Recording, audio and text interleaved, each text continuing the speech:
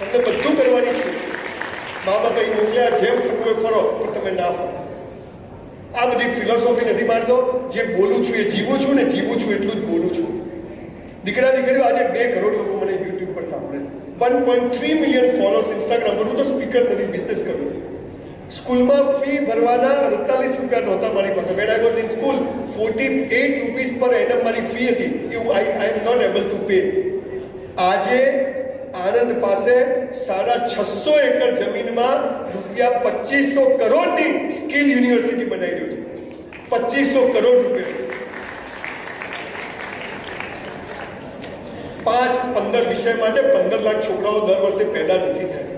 પણ એ બધું એજ્યુકેશનની વાત કરવા નથી આવ્યો. પણ મારે આજે આ હોલમાં બેઠેલા અને NSSના નામે ભેગા થયેલા દીકરા દીકરીઓ તમને થોડીક વાતો કહેવી છે કે જીવન શું છે, કેવી રીતે જીવે. તો જુઓ, તમને સાયકલ ના આવડે તો તમે પડી જ જાઓ. પપ્પા ગમે એટલી પકડે, પણ એકવાર આવડી જાય ને, તમે 2 હાથ છૂટા રાખીને ચલાવી શકો.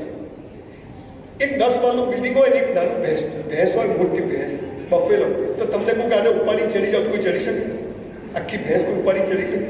પણ એક ભેંસનું બચ્ચું હોય, તરત જન્મેલું, અને એને લઈને તમે ઉપર ચડી જાઓ તો ચડી શકાય? એ તો 5 કિલોનું હોય. અને એને રોજ લઈને તમે ચાલો 2 વર્ષમાં ભેંસ થઈ જાય તોય તમે લઈને ચડી જાઓ કે નહીં? આપણને પ્રેક્ટિસ, આપણને બધું ખોટું શીખવાડ્યું. તમને શું શીખવાડ્યું? સુખનું વિરોધી શું?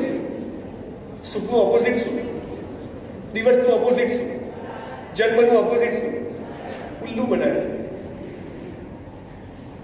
દિવસ પૂરો થાય, રાત શરૂ થાય, રાત પૂરી થાય, દિવસ શરૂ થાય. સુખ પૂરું થાય, દુઃખ શરૂ થાય. દુઃખમાં હસતા રહો, સુખ તમારો હાથ પકડી લે.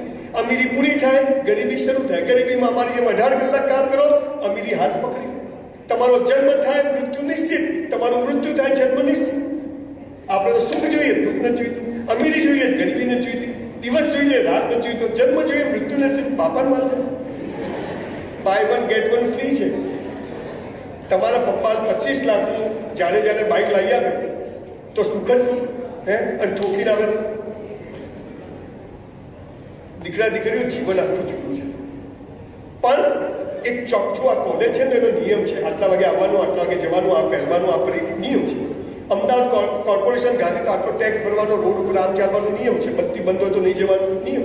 તો જ્યારે આ પૃથ્વીનું સર્જન થયું ત્યારે થોડાક નિયમો હતા જે સનાતન ધર્મમાં કહ્યા છે, જે આપણને ખબર છે પણ આપણે કરતા નથી. અને એટલે આપણો ચહેરો લગ્નમાં જાય 50 તોલા સોનું પહેરે તો ફોટો સારો આવવો જોઈએ એમ